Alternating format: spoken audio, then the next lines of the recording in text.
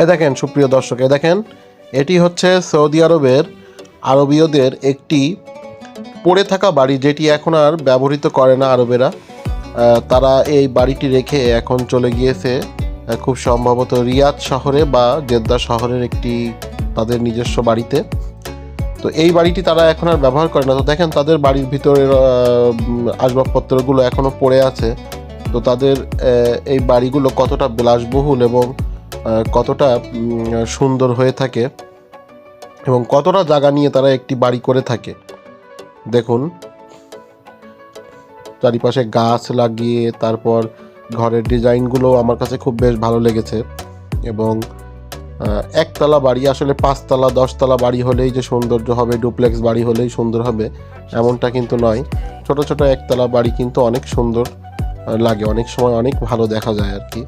এবং এই যে স্পেসগুলো চারিপাশে যে এত সুন্দর সুন্দর স্পেস, এই স্পেসগুলো কিন্তু আসলেই অসাধারণ।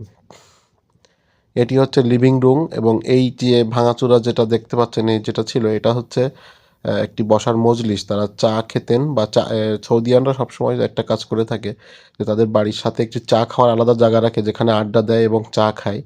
তো এই জায়গাটা হচ্ছে সেই আড্ডা দেওয়ার জায়গা, চা খাওয়ার জায়গা। দেখেন এই সাইডটা কত সুন্দর এবং পুরা জমিনে আল্লাহ তাআলার রহমতে কি এক ধরনের ফুল ফুটেছে যেগুলো দেখতে আরো সুন্দর লাগছে। তো এটা হচ্ছে পিছন সাইড, এটা আর একটা লিভিং রুম। তো এর ভিতরে 2টা লিভিং রুম আছে এবং একটি 2টা বসবাসের বাড়ি এবং একটি হচ্ছে আপনার বসার মজলিস, চা খাওয়ার মজলিস।